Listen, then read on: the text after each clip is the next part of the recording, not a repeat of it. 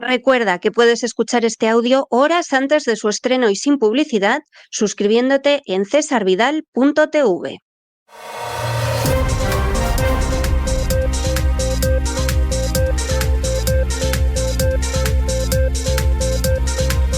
Las noticias del día. Estamos de regreso después de ese editorial que hemos dedicado a la posibilidad de que existiera un fraude electoral en las últimas elecciones que llevaron hasta la Moncloa a Pedro Sánchez. ¿Existió ese fraude? Hombre, se dijo desde el primer momento, pero una cosa es decir y otra cosa muy distinta es que efectivamente lo haya y además se pueda demostrar.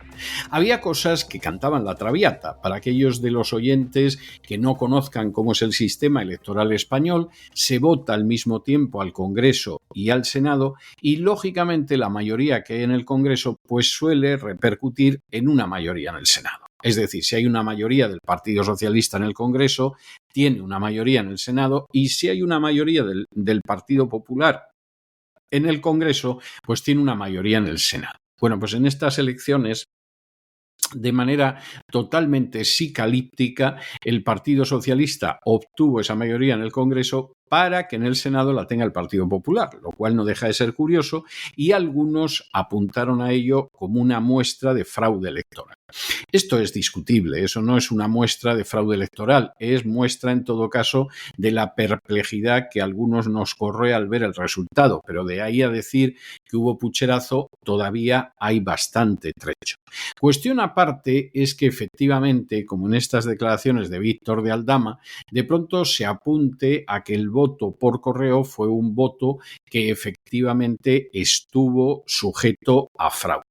Y esto además en un contexto en que la Unión Europea no ayuda a creer en la limpieza de la democracia. La Unión Europea se ha convertido en una entidad oligárquica donde te obligan a repetir elecciones hasta que le gusta a los defensores de la agenda globalista, donde te anulan elecciones democráticas para que no ganen candidatos antiglobalistas y donde incluso se acosa o se intenta asesinar a gobernantes que no son globalistas, como ha sido el caso del acoso de Viktor Orbán o el intento de asesinato de Fico en Eslovaquia.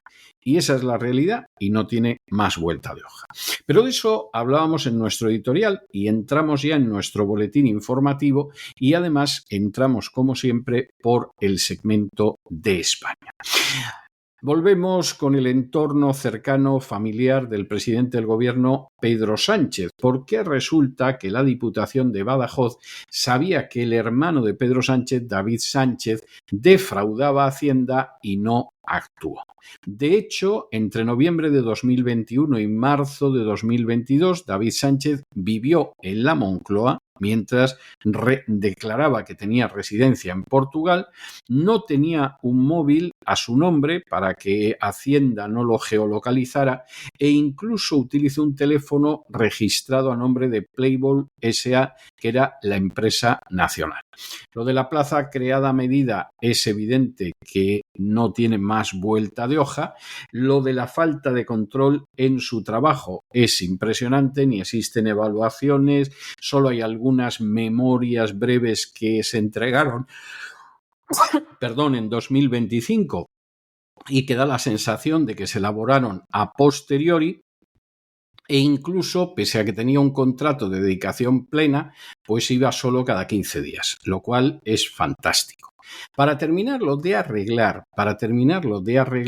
la Diputación empezó diciendo que no conocía lo del traslado fiscal, pero la verdad es que hubo un decreto de septiembre reconociendo que aplicaba en nómina certificados de residencia en Portugal de los años 2022 y 2023, lo que le permitía tributar pues 13 puntos menos de lo que hubiera tributado en España. Bueno, aquí está por ver si efectivamente la agencia tributaria y sus miserables enemigos del pueblo, los buscabonus que conoce todo el mundo, van a ir a por el hermano de Pedro Sánchez o por el contrario van a hacer lo que han hecho hasta ahora, es decir, elaborar informes donde no aparecen ni siquiera ni firma ni fecha, exculpando al hermano de Pedro Sánchez de cualquier posible irregularidad legal. En otras palabras, los buscabonus van a cumplir con el deber para el que supuestamente se les paga, que es el de realizar inspecciones fiscales, o van a ser los canallas de siempre al servicio del poder, persiguiendo a aquellos que son disidentes del gobierno de turno y dejando pasar incluso actividades que pueden ser delictivas si se trata de gente cercana al poder. Por ejemplo, cuando decidieron dar por buenas facturas falsas que afectaban a la infanta Cristina, por citar un solo caso. Por ejemplo, cuando han dado por buenos datos que eran absolutamente falsos porque afectaban a gente en la cercanía del poder. Bueno, pues de nuevo vamos a ver cómo actúan ahora los buscabonus. ¿Qué pensamos nosotros? ¿Qué van a ser los canallas de siempre? ¿Qué van a ser los delincuentes de siempre? ¿Qué van a ser los prevaricadores de siempre? ¿Qué van a ser esa hez de la hez del funcionariado español que está al servicio de los poderosos y que luego se dedica a romperle los huesos a la pobre gente que se gana la vida con su trabajo? Defraudándolos, mintiendo, levantando contra ellos actas falsas, incluso empujándolos a tribunales de distrito, a juzgados de distrito, donde en muchas ocasiones el juez de primera instancia es tan corrupto y tan prevaricador como ellos, aparte del fiscal que está en la misma línea. Eso es lo que nos tememos. A lo mejor nos llevamos una sorpresa. Hay un buscabonus honrado. Decide ir a por el hermano del presidente del gobierno. A lo mejor. Pero de momento nosotros les vamos a ofrecer estas y otras noticias que les afectan y bueno, vaya si les afectan de manera directa con la ayuda absolutamente indispensable de María Durán. María, muy buenas noches. Hola, mi querido César, hola a todos mis queridísimos oyentes, nuestros queridísimos oyentes y por supuesto también a todo el equipo. Ayer contaba yo brevemente que el hermanísimo vivía en Moncloa sin móvil para que Hacienda no lo encontrara. Hoy sabemos también que la Diputación de Badajoz conocía su presunta mudanza a Portugal, o sea, la Diputación de Badajoz sabía que el hermano de Sánchez defraudaba a Hacienda y no hacía nada. La historia de David Sánchez Pérez Castejón, hermano del presidente del gobierno, se ha convertido en uno de los casos más incómodos para el Ejecutivo y en un auténtico quebradero de cabeza para la Diputación de Badajoz, por esto precisamente, porque sabía de su mudanza, no sabemos si sabían que era ficticia, pero desde luego sabían que estaba evadiendo impuestos y no actuó. Los indicios no solo apuntan a que la plaza que ocupó fue creada expresamente para él, como les venimos contando en los últimos meses. La entrevista final del proceso de selección se la realizó una diputada socialista, el proyecto que supuestamente presentó para optar al cargo no tenía firma, no fue registrado en las fechas correspondientes, en fin, 8 años después apareció rubricado en 2025, cuando lleva 8 años incorporado. Es un detalle que revela la falta de rigor en la documentación de su contratación. Tampoco se evaluó nunca su desempeño personal porque no hacía falta, porque el puesto era completamente innecesario y creado para pagarle a él por no trabajar. El contrato estipulaba que tenía dedicación plena en la ciudad de Badajoz, pero planteó a sus jefes que iba a acudir de forma presencial solo cada 15 días. Ni siquiera hacía eso. La Diputación asegura que no les consta ninguna solicitud formal de teletrabajo ni que ellos lo concedieran. Tampoco supone el juicio decir dónde estaba la oficina de artes escénicas que en teoría dirigía. Paralelamente, otro capítulo del caso se centra en su residencia fiscal. En un principio, la Diputación negó que Sánchez hubiera comunicado ese traslado del que hablamos a Portugal, pero en 2023 ya aplicó en sus nóminas certificados de residencia al USA correspondientes tanto a ese ejercicio como al de 2022. Los aplicó la Diputación de Badajoz, es decir, él lo tuvo que comunicar y la Diputación lo tuvo que aceptar y empezar a retenerle menos en la nómina. Esos certificados corresponderían tanto a ese ejercicio de 2023 como al de 2022 y se expedieron con apenas un mes de diferencia, el 22 de marzo y el 19 de abril de 2023, coincidiendo con la campaña de la renta, lo que lleva a pensar que fueron solicitados de manera simultánea con el objetivo de regular el ejercicio anterior, es decir, en 2022 ni siquiera debió presentar declaración. Al mismo tiempo, quería aprovecharse del régimen especial para residentes no habituales en Portugal. Con ese sistema fiscal le salían unos números muy ventajosos, porque músicos, como en teoría es el hermano de Sánchez, tributan allí al 24% frente al 37% que les correspondería en España para rentas altas, para rentas de ese nivel que le pagábamos todos los españoles.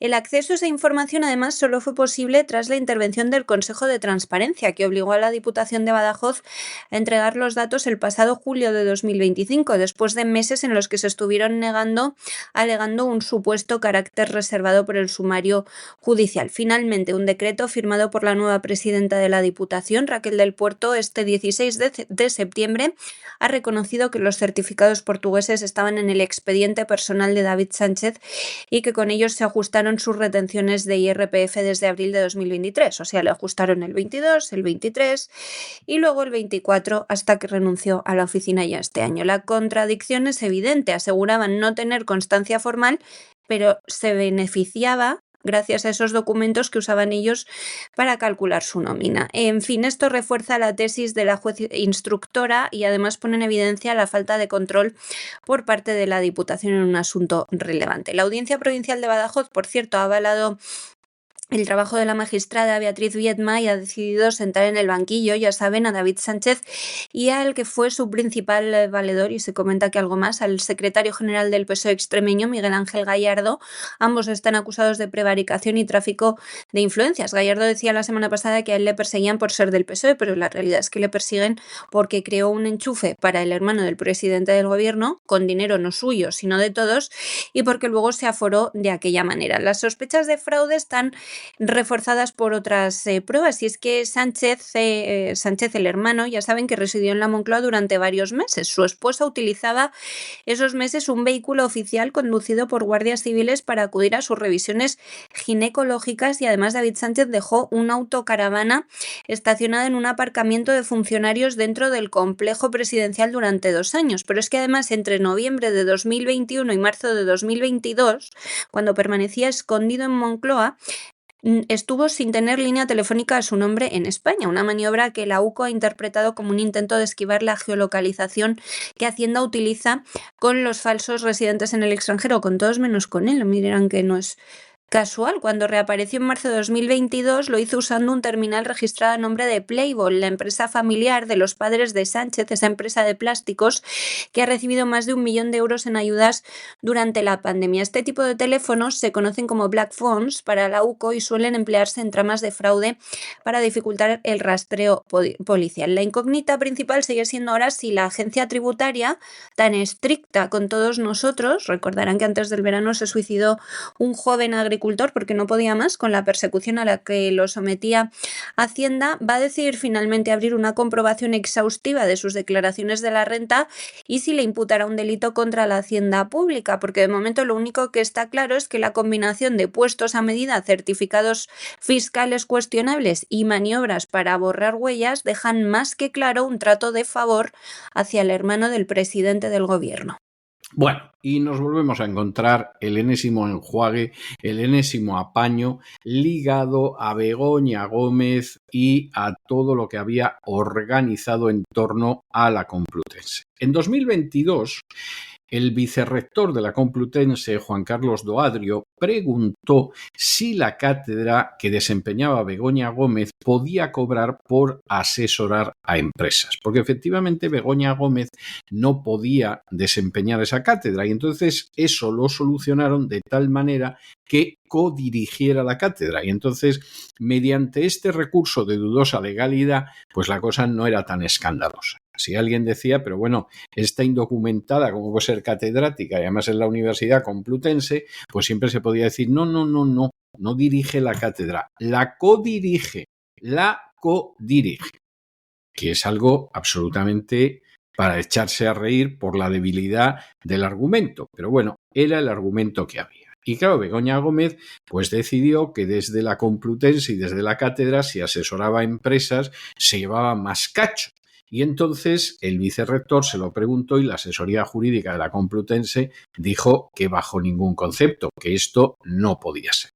Durante ese tiempo, buena parte de las gestiones se hacían desde la mismísima Moncloa, porque la asesora de Gómez en Moncloa se dedicaba a asumir funciones de la cátedra. Esto es intolerable, esto es una vergüenza, pero ustedes no se pueden imaginar hasta qué punto son conductas muy comunes en la casta política en España, donde, por ejemplo, se paga un sueldo público a una persona que luego trabaja a favor de un sindicato o a favor de un partido político, y lo justo sería que el partido político o el sindicato fuera quien pagara. No. Que pague el contribuyente. Y claro, aquí además con 121 correos entre el 2021 y el 2023, pues eso de decir que es que le hacía favores puntuales, pues no hay quien lo sostenga, porque 121 favores puntuales son muchos favores. Claro, la cátedra en última instancia, que se creó en 2020, pues hombre, la cátedra estaba detrás de ella Reales Seguros y la Caixa, que ya es para echarse a temblar. Y claro, evidentemente Begoña Gómez no la podía dirigir, pues se codirige y a otra cosa, mariposa. ¿Para qué nos vamos a complicar la vida? Bueno, como ustedes saben, el juez Peinado la sigue manteniendo imputada, se supone que la va a juzgar un jurado popular. Y ya veremos a ver cómo acaba esto, porque no vayan ustedes a creer que un jurado popular va a ser especialmente riguroso con ella. O sea, no lo sueñen, ¿eh? Puede pasar cualquier cosa. Los juicios con jurados están muy bien para las películas americanas, pero luego no crean ustedes que todos los contextos son buenos y tampoco piensen ustedes que la cosa, en fin, tiene necesariamente que derivar por los senderos de la justicia. Bueno, no se queda atrás Begoña Gómez. La investigación sobre la Cátedra de Transformación Social Competitiva de la Universidad Complutense, codirigida por Begoña, mujer de Pedro Sánchez, revela que se estudió la posibilidad de usar este espacio académico para asesorar a empresas cobrándoles, por supuesto. Begoña intentó convertir su cátedra en un negocio de asesoría en el que fuese ella la que cobrara. Los correos electrónicos que le ha intervenido la UCO a ella, a la secretaria alto cargo y a la Complutense muestran que el entonces vicerrector de Relaciones Institucionales, Juan Carlos Doadrío, planteó en junio de 2022 a la universidad si la cátedra podía cobrar por prestar servicios de consultoría externa. 3 meses después, la asesoría jurídica rechazó la propuesta y dejó constancia de que la institución no podía asesorar a particulares o empresas privadas. Lo relevante es que la consulta no se quedó en el ámbito académico. Según los investigadores, Doadrío compartió la respuesta directamente con Cristina Álvarez, esa secretaria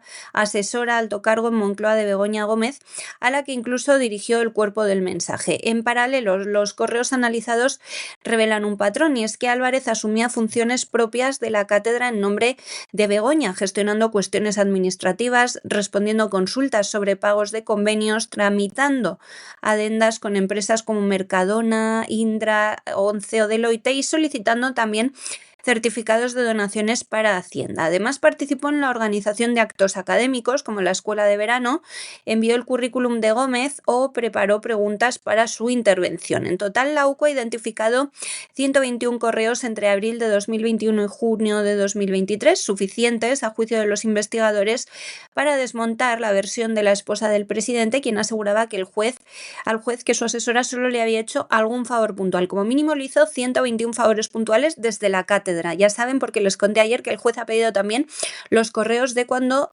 trabajaba en el Instituto de Empresa. Este informe policial describe una relación continuada y operativa en la que Álvarez desempeñaba funciones privadas a favor de Begoña Gómez. Los intercambios incluyen consultas de carácter empresarial. Por ejemplo, en noviembre del 22, Gómez y su equipo Preguntaron a la delegada de protección de datos de la Complutense por un proyecto en marcha. Tras varias idas y vueltas de documentación, el organismo respondió con salvedades jurídicas que fueron compartidas inmediatamente con la esposa del presidente y su asesora. La cadena de correos demuestra que Álvarez actuaba como intermediaria habitual. La propia creación de este espacio académico de la cátedra estuvo rodeado de polémica. Nació en 2020 mediante un convenio con Reales Seguros y la Fundación La Caixa. De ella derivó un máster que arrancó en el curso 2021-2022. El acuerdo impedía expresamente que Gómez pudiera dirigirlo, ya saben, porque no tiene estudios superiores oficiales, pero la Complutense encontró un mecanismo para eludir ese control, la figura de la codirección,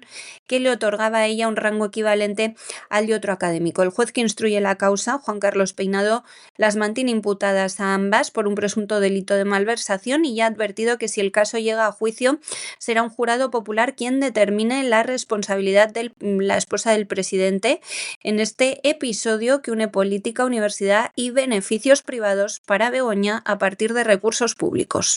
Y nos vamos a Hispanoamérica y nos detenemos en primer lugar en Venezuela, porque parece ser que Marco Rubio en estos momentos es quien está dirigiendo supuestos movimientos de la administración Trump para forzar la salida de Nicolás Maduro, al que acusa de ser un fugitivo de la justicia estadounidense.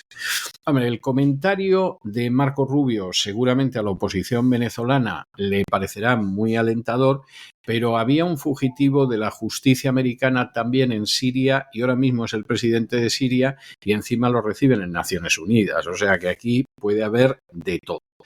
Es cierto que Estados Unidos ha desplegado más de 6.500 soldados en el Caribe. Es cierto que efectivamente ha hundido varias embarcaciones civiles a las que acusaba de traficar con drogas, lo cual es absolutamente ilegal porque se supone que a los delincuentes, sean del tipo que sea, se les detiene, se les juzga y luego se les condena o se les absuelve. Pero eso de que se les mata en alta mar es, desde luego, algo absolutamente intolerable desde el punto de vista del derecho internacional.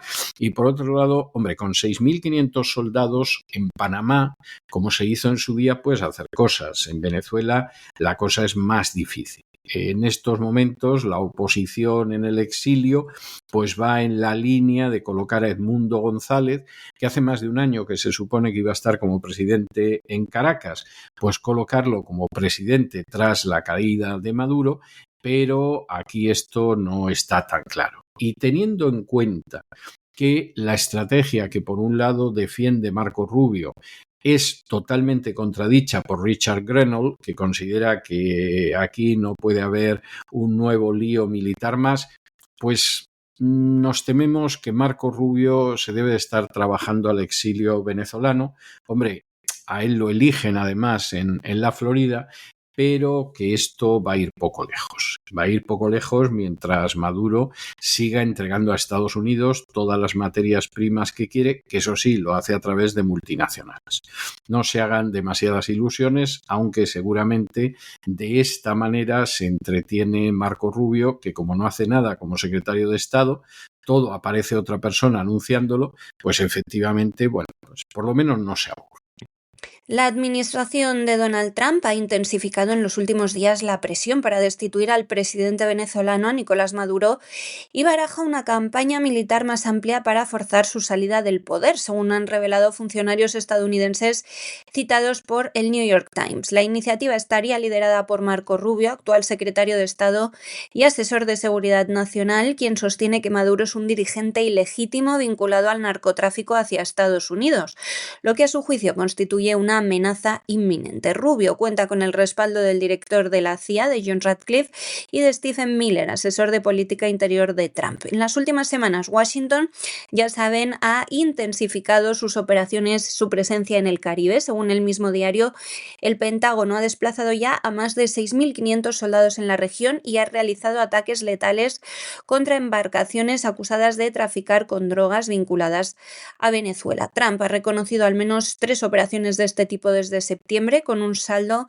de 17 muertos, aunque sin especificar la nacionalidad de las víctimas ni ofrecer una base legal clara para los ataques. Expertos en derecho internacional citados por New York Times advierten que esas acciones violarían las normas de uso de la fuerza sin consentimiento o sin autorización del Consejo de Seguridad de la ONU, pero Estados Unidos sigue hundiendo los barcos que consideran que llevan drogas hacia su territorio. Al mismo tiempo, Rubio ha reforzado la narrativa de que Maduro no solo es un dictador, sino también un fugitivo de la justicia estadounidense. Ha recordado las acusaciones por narcotráfico que el Departamento de Justicia presentó contra el narcodictador en 2020. El gobierno de Trump ha elevado a $50 millones, ya saben, la recompensa por información que conduzca a su captura. En su discurso ante la Asamblea General de la ONU hace unos días, el propio Trump afirmaba que Estados Unidos está destruyendo a los terroristas venezolanos y a las redes de narcotraficantes dirigidas por Maduro. Según New York Times, la oposición venezolana en el exilio también se está preparando para escenarios con un eventual colapso del régimen. Dos de sus dirigentes confirmaron que han mantenido conversaciones con el gobierno de Trump. Pedro Urruchurtu, asesor de María Corina Machado, a quien Rubio llama la dama de hierro venezolana, ha asegurado que ya existe un plan para las primeras 100 horas tras la caída de Maduro que contempla transferir el poder a Edmundo González, considerado por los observadores independientes como el verdadero ganador de las elecciones de julio de 2024.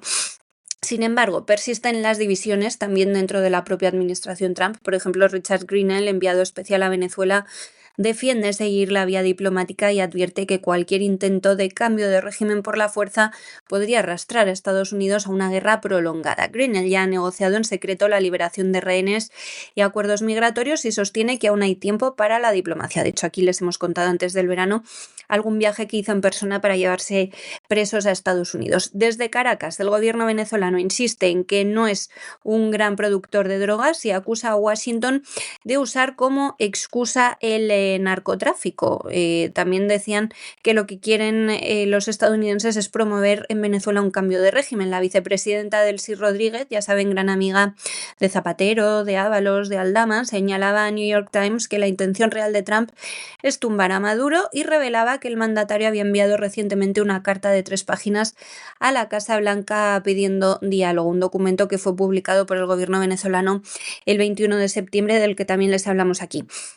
Pese a esos gestos, el canciller Iván Gil dejó claro que cualquier negociación con Washington no va a incluir la salida de Maduro. Advertía que un conflicto militar puede desencadenar una crisis migratoria masiva y un colapso económico regional. Entre la presión militar, las sanciones y los contactos con la oposición, la estrategia de Trump sigue en evolución. Como concluye The New York Times, el dilema de la Casa Blanca está ahora en si intensificar los ataques para provocar la caída del régimen o apostar por la vía diplomática, en un pulso que vuelve a situar a Venezuela en el centro de la política exterior estadounidense. Y nos vamos de Venezuela al Ecuador porque de manera verdaderamente inquietante en las últimas horas se produjo un ataque contra un convoy humanitario en el que se encontraba Daniel Noboa, el mismo presidente del Ecuador. Pasaba por Cotacachi, que es una provincia de Imbabura, y lo que sucedió es que la caravana, que no era pequeña, eran unos 100 vehículos, de pronto fue emboscada por algo más de 300 manifestantes que lanzaron cócteles Molotov. ¿Cómo sería la cosa? Que efectivamente a los manifestantes consiguieron repelerlos, pero se llevaron a 17 soldados prisioneros o secuestrados. Es decir, que el funcionamiento de la caravana, no es que fuera el colmo de la eficacia. Y eso que en ella no solamente iban miembros del gobierno y el propio presidente nacional, sino además el nuncio apostólico, la embajadora de la Unión Europea, la coordinadora residente de la ONU, etcétera, etcétera, etcétera. Bueno, pues esta es una situación cada vez más caldeada, en la cual, dicho sea de paso, aparecen los indígenas, porque los indígenas que en muchísimas ocasiones defienden reivindicaciones más que justas, porque llevan más de 5 siglos de explotación terrible desde la llegada de los españoles y después de la independencia. Eso ha continuado. Sin embargo, también son utilizadas en muchísimas ocasiones por organizaciones que buscan la erosión de la autoridad del país en concreto. Y en estos momentos, pues hay abierto un proceso contra 50 dirigentes indígenas de la Confederación de Nacionalidades Indígenas del Ecuador, que en fin, está por ver cómo va la cosa, mientras Ecuador sigue con el estado de excepción en 7 provincias nada menos. En fin, nos da muchísima tristeza decirlo, pero la verdad es que todo apunta a que el Ecuador avanza hacia convertirse en un estado fallido. El gobierno de Ecuador denunciaba este lunes a última hora que un convoy con ayuda humanitaria, encabezado por el propio presidente Daniel Noboa y varios de sus ministros, había sido atacado en Cotacachi, provincia de Imbabura, en el 8º día de paros nacionales indefinidos convocados por organizaciones indígenas que protestan por el aumento de la seguridad que ellos llaman represión en el país. Según explicaba una portavoz gubernamental, Carolina Jaramillo, este convoy, que estaba integrado por unos 100 vehículos militares y civiles, fue emboscado por unas 350 personas, unos 350 ultraizquierdistas e indigenistas, que les lanzaron cócteles Molotov a la caravana. La escolta militar repelió el ataque, pero 17 de sus miembros fueron retenidos por los manifestantes, están secuestrados. Además de Noboa, viajaban en ese convoy los ministros de Defensa, John Rimberg, de Gobierno, Giancarlo Lofredo, y también representantes internacionales como el nuncio apostólico Andrés Carrascosa, la embajadora de la Unión Europea Yekaterina Dorovnova, la coordinadora residente de la ONU Laura Melo y el embajador de Italia Giovanni Davoli. El objetivo del presidente es proteger la vida de todos los ecuatorianos, decía Jaramillo, pero hay grupos infiltrados que buscan el enfrentamiento y no representan a la ciudadanía. El Ejecutivo ya ha calificado este ataque como un acto terrorista y asegura que no se trata ya de manifestaciones pacíficas, sino de delitos contra la seguridad del Estado. La portavoz insistía: rechazamos los ataques violentos, la retención de servidores públicos y la destrucción de bienes. Esto ya no es protesta, son crímenes. Este paro nacional, esta huelga, se convocó tras la eliminación del subsidio al diésel. Sin embargo, Jaramillo reiteraba que el gobierno no va a negociar. Decían: no vamos a retroceder porque eso significaría dejar de entregar beneficios directamente a quienes más lo necesitan. La Fiscalía también ha anunciado que investiga a 50 dirigentes de la Confederación de Nacionalidades Indígenas del Ecuador, incluido su presidente Marlon Vargas, por presunto enriquecimiento privado no justificado. La organización denunciaba entonces persecución política y exigía la liberación de 12 indígenas quichuas detenidos el 22 de septiembre, como digo, por actos vandálicos, pues tanto por medidas económicas como por lo que consideran represión del gobierno a los delincuentes. El presidente Noboa, por su parte, ha respondido con la declaración del estado de excepción en 7 provincias y la prohibición de concentraciones en todo el país. Y nos vamos de Hispanoamérica a la información internacional, y ya ha aparecido Netanyahu diciendo que acepta el plan de Donald Trump, pero rechaza la formación de un Estado palestino, con lo cual, pues hombre, esto es como decir: ¿y te quieres casar conmigo? Y te dice: sí, pero no pasamos por el juzgado ni por la iglesia, ¿eh? O sea, nosotros seguimos sin papeles, pero sí me quiero casar contigo. Aproximadamente lo mismo. Netanyahu no va a aceptar un Estado palestino. Además, ahora la última sucia argucia de Netanyahu es que un Estado palestino sería un premio para el terrorismo. La realidad es que Netanyahu no ha querido nunca un Estado palestino y él mismo financió a los terroristas de Hamás para impedir. Esa es la historia. Por supuesto, Netanyahu en estos momentos dice que los éxitos son tremendos, que ha aislado a Hamás, etcétera, etcétera, etcétera, pero la realidad es que finalmente no parece que el Estado de Israel esté pasando por sus mejores momentos. El número de soldados israelíes muertos o heridos se cuenta por millares. Por supuesto, peor ha sido la situación de los palestinos, que llevan más de 60.000 muertos, en su inmensa mayoría civiles, y más de 168.000 heridos, y de los muertos, pues poco menos de la mitad son niños. se supone que niños terroristas, incluso los que tenían menos de un año. La Unión Europea respalda el plan de paz, aunque por supuesto insisten los dos estados, que es la clave del asunto, y Netanyahu pues va a intentar que le entreguen los rehenes, presentarlos como consecuencia de las acciones del ejército de Israel y en última instancia apuntarse un éxito que no ha tenido. Vamos a ver en qué acaba esto, porque ahí la clave es el reconocimiento de un Estado palestino con una Palestina que es reconocida por la aplastante mayoría de la comunidad internacional, incluso potencias occidentales como Gran Bretaña, como Francia o como la propia España. Y vamos a ver en qué concluye.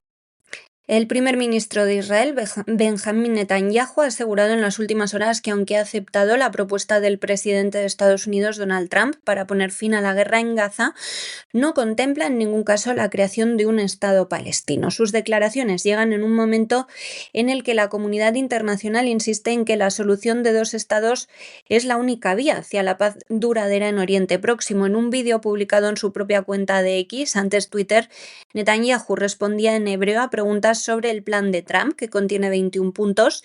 El mandatario negaba tajantemente que su apoyo al documento signifique reconocer la futura estatalidad palestina. No, en absoluto, decía, aunque el punto 19 del acuerdo abre, dice literalmente, un camino creíble para la autodeterminación y estatalidad palestina. Netanyahu recalcaba que su gobierno mantiene un rechazo firme a esa posibilidad, a la que calificaba como un premio al terrorismo y un riesgo para la seguridad de Israel. El primer ministro israelí también describía como histórica su visita a Estados Unidos y subrayaba que Israel ha logrado aislar a Hamás. En vez de que Hamás nos aísle, hemos aislado nosotros a Hamás, afirmaba, añadiendo que incluso países árabes e islámicos presionan ahora a la organización terrorista palestina para aceptar los términos acordados con Trump. Según Netanyahu, el plan garantiza la devolución de los rehenes vivos o muertos, mientras que las fuerzas de defensa de Israel van a permanecer desplegadas en la mayor parte de Gaza. El documento publicado por la Casa Blanca establece que Israel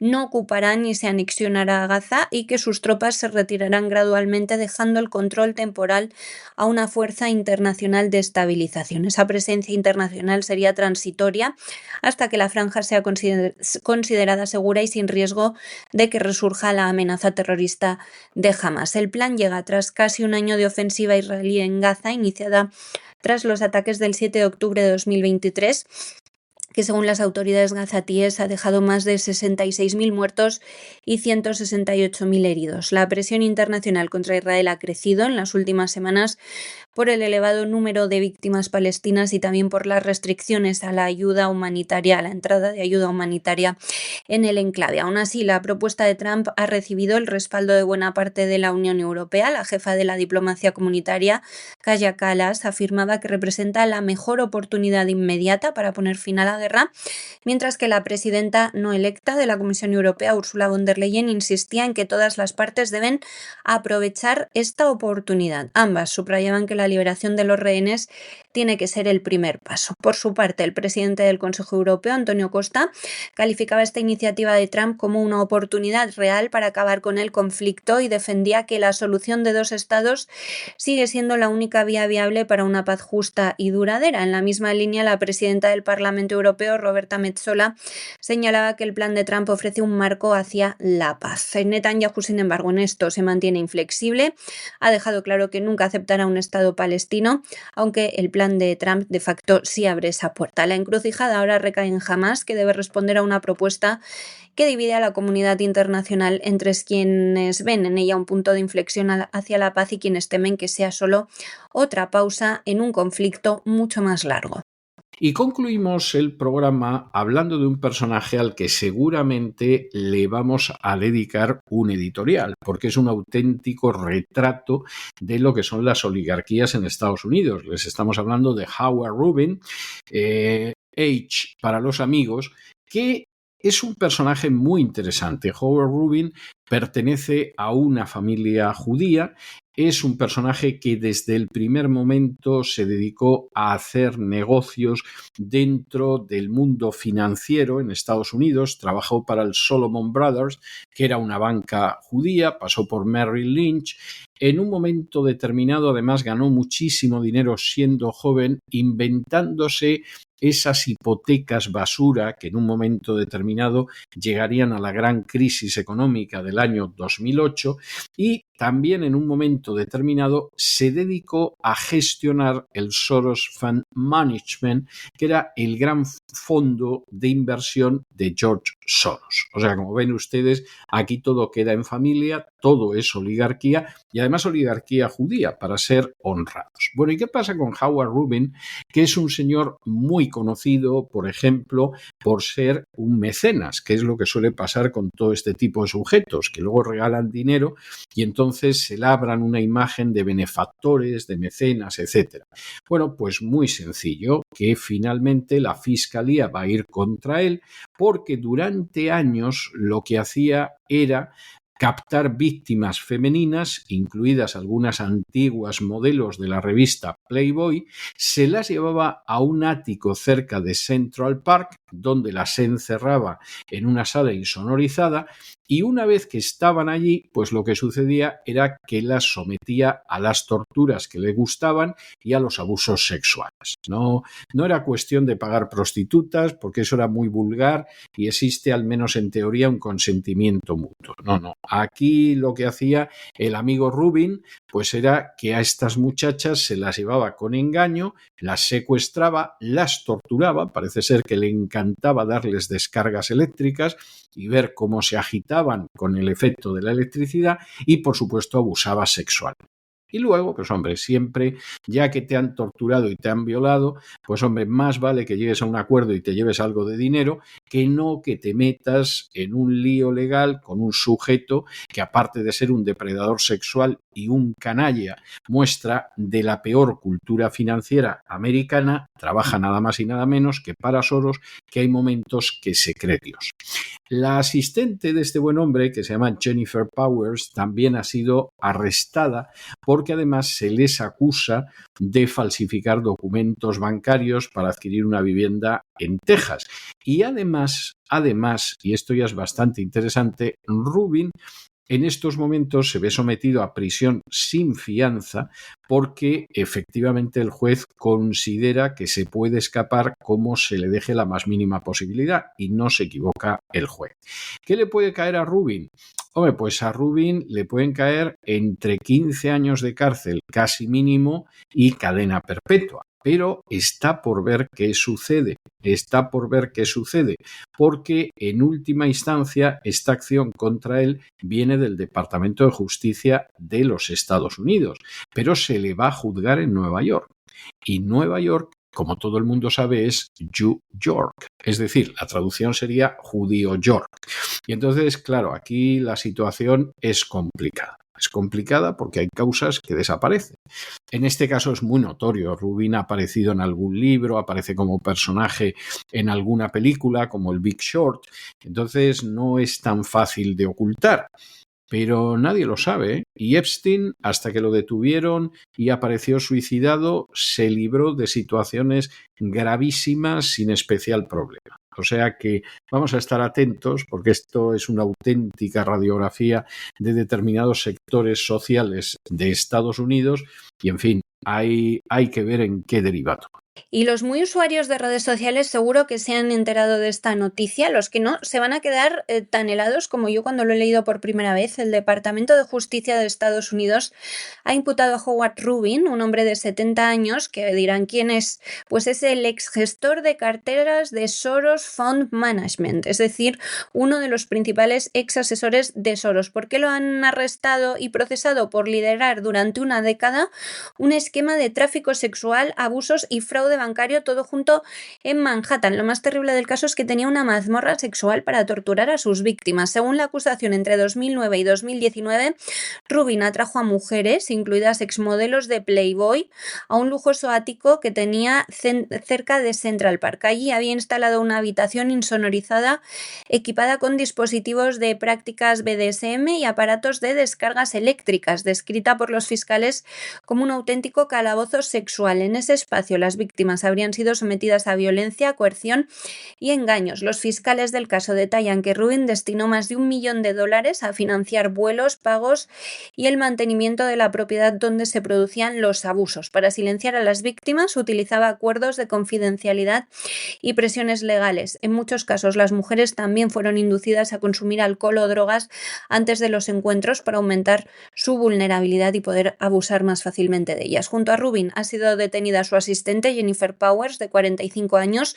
Ambos enfrentan cargos de tráfico sexual y fraude bancario. En este último caso, se les acusa de falsear documentos financieros para adquirir otra vivienda en Texas. Rubin usó su fortuna para engañar y reclutar mujeres, torturarlas sin consentimiento y causarles daños físicos y psicológicos duraderos, ha declarado el fiscal federal Joseph Nosela. El subdirector del FBI, Christopher Wray, fue aún más explícito. Decía: explotaron el estatus de Rubin para atrapar a sus víctimas, obligarlas a soportar traumas impensables y luego silenciarlas con amenazas legales. Un juez federal de Brooklyn ordenaba la detención sin fianza del exgestor, rechazando incluso la oferta de una caución de $25 millones al considerar que existía riesgo de fuga por su parte. Rubin había trabajado previamente en Merrill Lynch y Bear Stearns. Entre 2008 y 2015 se incorporó a Soros Fund Management, especializado en títulos hipotecarios. No es la primera vez que este financiero enfrenta acusaciones de este tipo. En 2017 ya fue condenado en un proceso civil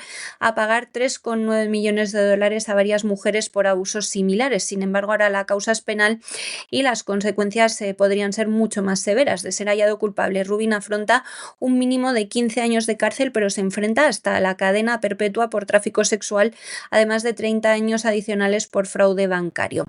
Este caso, que ha conmocionado a Wall Street, expone cómo una de las figuras más influyentes de la gestión financiera de los últimos años usó su riqueza y posición para ocultar un entramado de abusos sexuales que, según las autoridades, dejó un rastro de víctimas silenciadas por miedo y presiones legales. Y hasta aquí hemos llegado con nuestro boletín de hoy. María, muchas gracias, muy buenas noches y hasta mañana, Dios mediante. Nunca nada bueno viene de Soros, César, eso es así. En fin, es todo por hoy martes. Nos despedimos y nos oímos ya a estas horas mañana miércoles. Un abrazo. Y ustedes no se nos vayan, porque hoy es martes y ya saben que los martes tenemos un programa doble y sesión continua dedicado especialmente a la economía. En primer lugar, tendremos a don Lorenzo Ramírez en su Despegamos de todos los días, pero luego, a continuación, vendrá don Roberto Centeno con la economía que se fue, aunque desgraciadamente no se va nunca. De manera que no se vayan, que regresamos enseguida.